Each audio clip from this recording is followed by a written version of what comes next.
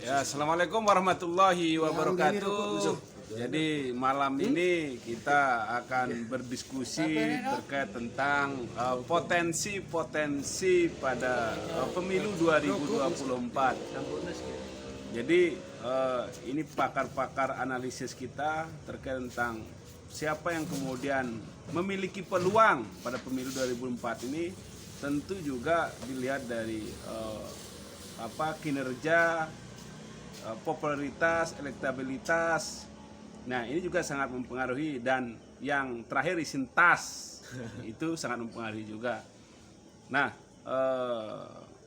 malam ini kami juga kedatangan narasumber yang handal ini. Beliau tokoh kita, Haji Hulaen. Beliau jarang gagal dalam memberikan dukungan terkait tentang kontestan pemilu. Jadi ada beberapa kita melihat yang muncul sebagai calon di sini. Di Lombok Timur ada Haji Hairul Warisin, ada Wakil Bupati Lombok Timur Haji Rumaksi, ada Pak Edwin, ada Haji Abdul Hadi, ada Ustadz ada Tanwir, ada siapa juga yang muncul ini? Ya banyak lah. Nah, ini kira-kira kita perlu menganalisa peluang. Nah, peluang. Siapa kira-kira yang berpeluang? Ini kan menarik ini, saya kira, untuk kita bahas dan kupas.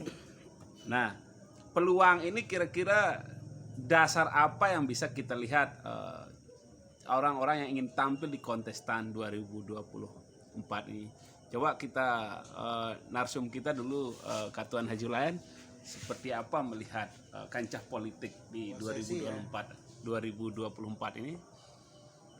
Semua orang punya peluang. Ya. Saya juga punya peluang untuk menjalankan diri. Jono juga punya peluang. Denny semua punya peluang. Cuman potensi untuk mencapai kemenangan itu yang harus kita ukur. Ya. Kalau semua peluang, semua punya peluang. Dan semua punya hak. Dari semua kandidat-kandidat yang ada ini, ya seperti yang disebutkan, ada juga Haji Najamuddin Mustafa, kan? Gitu. Bahkan mungkin tidak menutup kemungkinan nanti ada dari independen. Ada dari independen. Cuman jangan pernah terlalu nekat untuk mencalonkan diri kalau tidak punya logistik gitu. Karena seperti tadi, demokrasi kita demokrasi transaksional. Artinya kemampuan tanpa logistik nekat itu ya? Itu adalah calon yang nekat. Iya, calon nekat. Mungkin hanya berharap mengandalkan doa gitu. Iya. Kalau hanya bermodalkan doa, bermodalkan popularitas, jangan pernah bermimpi dalam demokrasi transaksional yang kita. Jadi yang perlu diketahui oleh masyarakat, mencari dan menentukan figur calon mereka, harus banyak indikator penilaian. Bagaimana integritas seseorang, bagaimana rekam jejak dari calon-calon itu. Rekam jejak itu bisa kita lihat dari dia anaknya siapa, dulu orang tuanya kerja sebagai apa, pernah berbuat untuk bangsa, masyarakat, dan daerahnya untuk apa, pernah berbuat untuk masyarakat. Kemudian pasca anaknya sekarang kandidat itu juga seperti itu. Apakah dia mengikuti gen orang tuanya? Dulu mungkin orang tuanya nakal, suka melacurkan diri, suka bawa perempuan banyak, gonta-ganti perempuan. Itu kan termasuk orang tidak berintegritas. Iya. Kalau seorang kandidat sering gonta-ganti perempuan, sering membawa-bawa perempuan, itu sudah tidak berintegritas. Jadi itu baru dari satu sisi gitu. Karena agama sendiri memberikan kita petunjuk untuk mencari pemimpin. Lihat bibit dan bobotnya, orang tuanya bagaimana, pendidikannya apa, apakah ilmunya dipergunakan dan dimanfaatkan untuk hal-hal yang baik dan benar. Bagaimana dia mendapatkan hartanya itu diperoleh dengan cara yang baik atau benar, dan dipergunakan untuk hal-hal yang baik atau benar. Itu termasuk bagian dari integritas. Lalu bagaimana komitmennya terhadap eh, kemaslahatan masyarakat, kesenjangan hidup yang ada, kesengsaraan masyarakat. Bagaimana komitmennya terhadap partisipasi publik dalam setiap proses perencanaan dan perencanaan kebijakan. Karena masyarakat ini bukan hanya subjek. Sebentar lu Ketua. Subjek, tetapi subjek. Integritas tanpa isintas itu mempengaruhi tidak itu? Iya, makanya yang pertama kita lihat integritas, kan? Iya. Integritas itu dari moral segala lah integritas. Bagaimana komitmennya terhadap pemberantasan korupsi, bagaimana dia membentengi diri untuk tidak korupsi. Setelah itu kemudian logistik mereka, logistik, dan di samping logistik juga perlu ada kecerdasan intelektual dari seorang calon. Kalau dia tidak mempunyai kecerdasan intelektual, maka dia pasti akan dibohongi di birokrasi. Gampang dikibuli oleh anak buahnya nanti. Nah, seperti yang sudah sampaikan terkait tentang integritas, popularitas, dan isintas itu, kira-kira melihat posisi calon-calon yang ada saat ini, kira-kira kita melihat misalnya ada peluang enggak di teman-teman yang tadi gitu, yang kami sampaikan, ada Haji Ron, ada Wakil Bupati, ada Pak Edwin gitu. Dari hal-hal seperti itu ada Zaini juga di sana, ada Haji Abdul Hadi, ada Tanwir, ada siapa namanya yang dari Sakra satu, siapa tadi, Haji Najamuddin gitu. Kira-kira potensi itu siapa kira-kira di sana kalau menurut gambarannya Ketuan itu? Ya, Kalau seharusnya lebih spesifik kita harus berani menelanjangi. Iya, iya. Ya, kalau kita ingin fair, kita harus berani menelanjangi semua kandidat. Kandidat ini misalnya ini bagian integritasnya seperti apa, semua calon atau kandidat itu harus kita berani telanjangi integritasnya. Karena kalau calon tidak berintegritas, bagaimana bisa menjadi pemimpin yang baik dan benar? Ya, kalau peluang, kan kita masih melihat secara kasat mata. Yeah, yeah. Apakah dia mempunyai kemampuan logistik atau tidak? Kita masih melihat kulitnya. Kita tidak pernah masuk ke dalamnya bagaimana kemampuan dari seorang calon. Bisa saja dia tidak punya kemampuan, tetapi karena ambisi politiknya yang tinggi, menganggap dirinya punya kemampuan. Tapi padahal kenyataannya nol gitu loh. Ya oke. Kalau begitu tahan dulu Ketuan, sebelum menjawab kita minta tanggapannya anak muda ini dulu ini. Dia selalu aktif memberikan tanggapan-tanggapan terkait tentang persoalan di kontestan 2024 ini. Coba seperti apa kira-kira Bang Denny melihat ini kondisi yang saat ini? Apakah kemudian terkait tentang integritas, popularitas gitu, isintas gitu? Apakah kemudian ini mana yang lebih mempengaruhi dari ketiga hal itu? Gitu? Ya, ini kan kalau kita berbicara pilkada misalnya, ini lebih kepada bangunan yang lebih besar. Artinya untuk mengetahui seorang itu berintegritas atau tidak misalnya kan, ini memang agak masyarakat yang pemilih itu sulit untuk mengetahuinya kan, karena ini bangunan semacam kalau di pilkades mungkin ya karakter dari calon itu terlalu dekat dia dengan masyarakat gitu kan. Akan tetapi kalau kita berbicara pilkada ini kan ruangnya lebih luas lagi, semacam pilkada ya situ kolam, kalau pilkada itu sudah lautan, sehingga mengukur integritas dari calon ini tentu masyarakat kesulitan gitu kan. Nah sehingga ketika dan di kultur kita sendiri, saya pikir semua calon ini memiliki, ketika dia berpikir tentang pembangunan, itulah integritas. Maksudnya itu tidak, kita harus membedakan perilaku pribadi dengan perilaku politik atau kebijakan gitu kan. Kalau dia perilaku integritas yang disebutkan tadi tidak kemudian sinkron dengan perilaku politik atau kebijakan-kebijakan yang akan diambil, menurut saya itu lain hal gitu kan. Cuman posisi kita dalam hal ini, saya lihat di kultur politik kita bahwa saya lihat dari sejarah dan kita sampai hari ini seperti ini gitu kan. Artinya ada sebuah niat yang baik dari pemimpin kita sebelumnya dan pemimpin kita ke depannya. Persoalannya nyambung lagi dengan praktek politik transaksional itu tadi, gitu kan? Itu aja masalahnya gitu. Kalau masalah integritas kemudian saya lihat dari sejarah sampai saat ini kita ini memiliki niat, pimpinan kita memiliki niat yang positif di dalam membangun bangsa ini, dalam membangun daerah ini.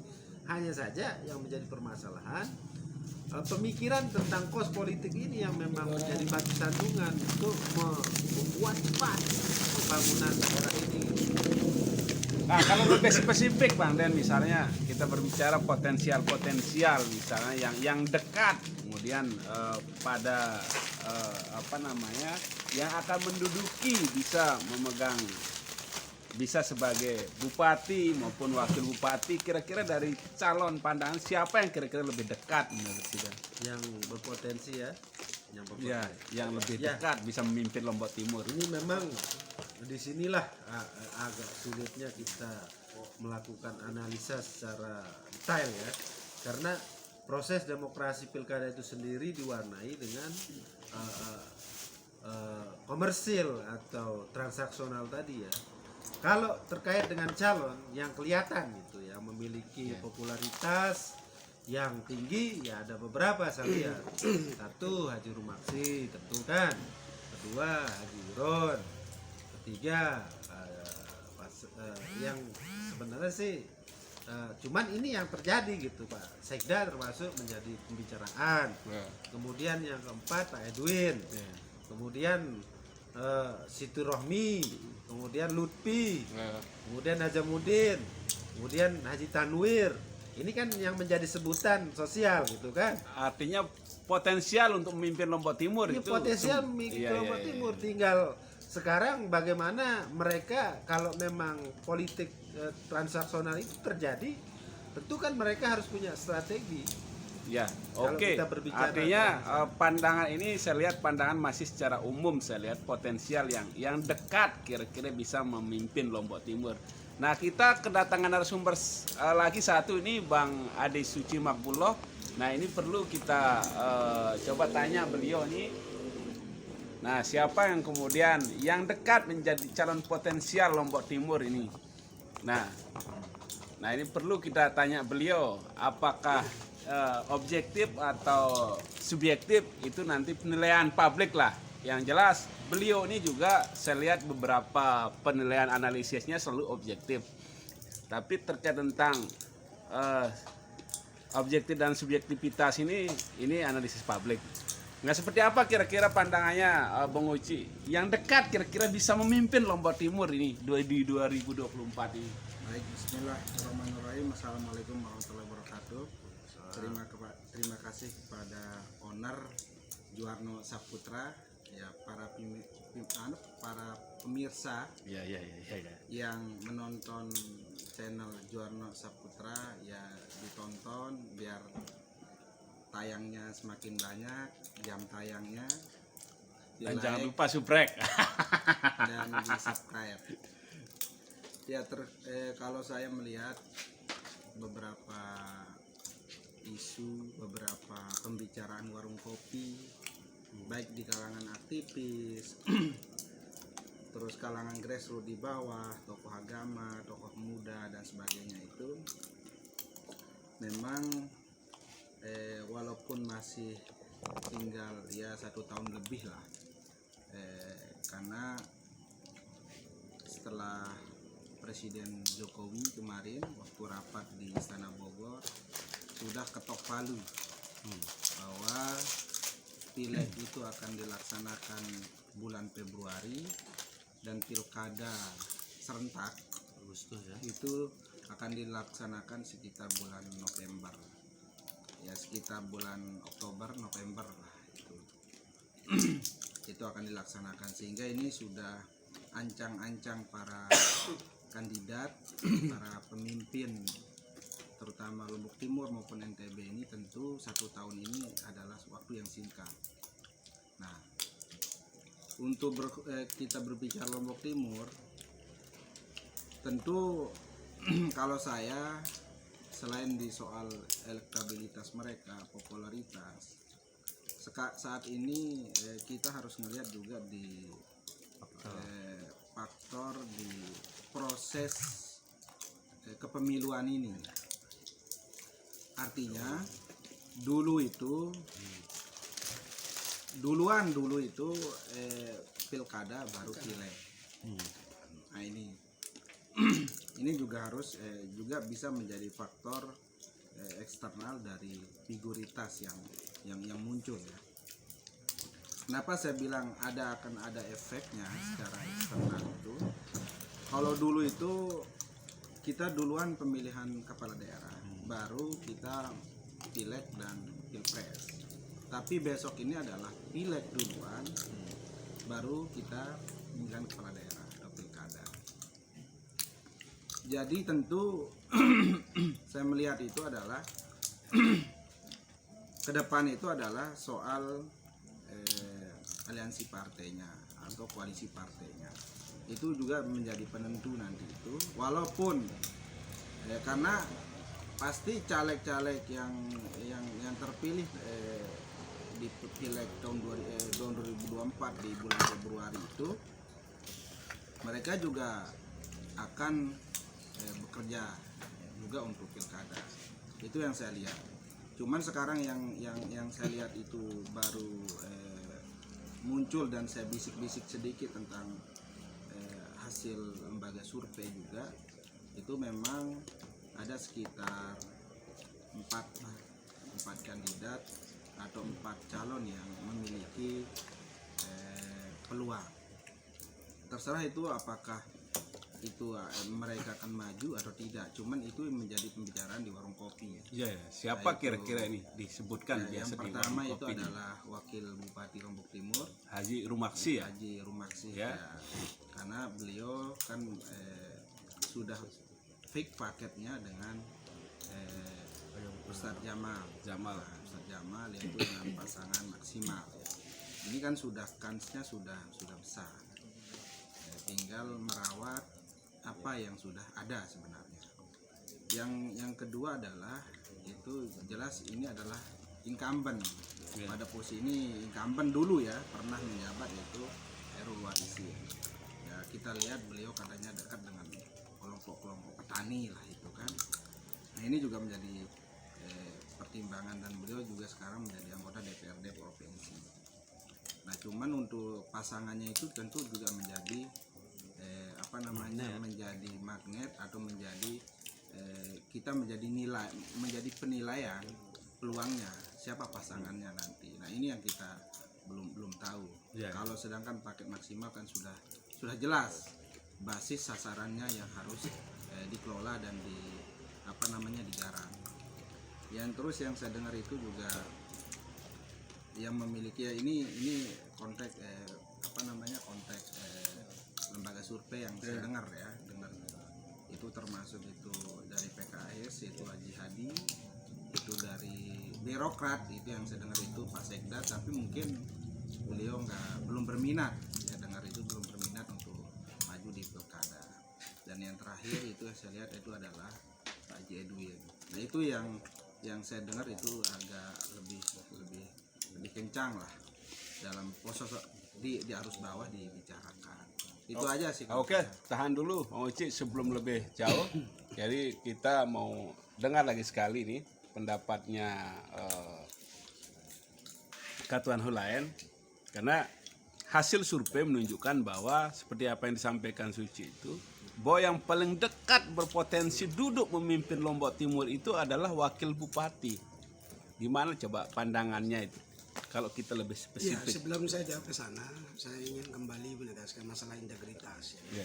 Seperti apa yang disampaikan oleh Bung Denny Rahman, ya, integritas pribadi dengan integritas politik berbeda. Tetapi itu yang tidak pernah dilakukan oleh masyarakat kita sekarang. Sejak masa ada pemilu. Nah, oleh karena itu supaya kita tidak menyesal ke depan, supaya tidak salah pilih, kita harus tahu integritas pribadi dari kandidat, ya.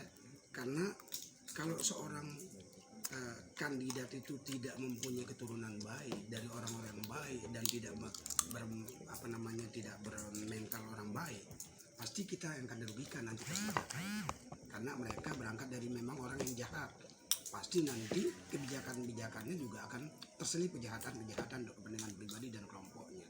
Oleh karena itu perlu ada pendidikan politik kepada masyarakat supaya tidak salah dalam memilah dan memilih dan menetapkan calon. Kemudian mengenai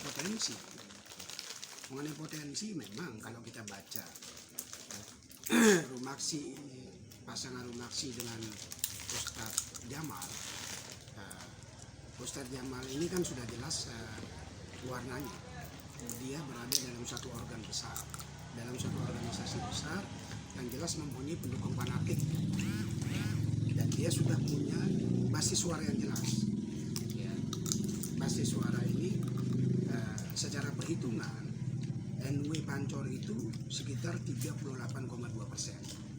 ya jumlah pemilihnya. Kalau mereka itu komplit, mereka tidak ada yang berkhianat, tidak ada yang menjual nuraninya, tidak ada yang melakukan transaksi, siapapun yang dilawan pasti menang, ya, gitu loh. Dari kubu NW sendiri mereka sudah menang, tetapi kan banyak kita ketahui, banyak juga ya, ada juga beberapa orang NW juga yang tidak memilih orang NW-nya. Itu juga karena apa? Gitu loh. Karena kemiskinan, karena transaksional itu. Ini menjadi persoalan sehingga kekuatan NW yang hampir 38, sekian persen itu bisa tergeser dari kekuatan calon-calon yang lain yang mempunyai, yang berani melakukan transaksional lebih tinggi. Itu menjadi persoalan nanti. Kalau kubu Rumaksi dan Jamal ini mampu melakukan konsolidasi yang kuat ya dan ketat di internal organisasi NW, maka ya dialah yang punya peluang yang paling besar. Tapi kalau dia kekurangan logistik, jangan bermimpi lagi meskipun dia punya basis suara yang sudah jelas, karena gampang digerogoti karena kemiskinan itu. Ya, oke. Saya kira cukup pas apa yang sudah disampaikan oleh ketiga narasumber ini, teman-teman. Jadi lebih menekankan pada integritas, popularitas, dan isintas. Jadi ini juga yang cukup mempengaruhi terkait tentang pemilu siapa yang akan memimpin di Lombok Timur. Oke, itu dulu pada malam hari ini. Nanti kita lanjutkan pada hari yang lain untuk menggali lebih dalam potensial-potensial yang mampu memimpin Lombok Timur. Dan ini kajian ini, diskusi ini malam ini sangat objektif sekali saya melihat dari pandangan ketiga narasumber ini. Jadi jangan lupa like and subscribe agar channel kami terus berkembang dan berbuah. Terima kasih. Assalamualaikum warahmatullahi wabarakatuh.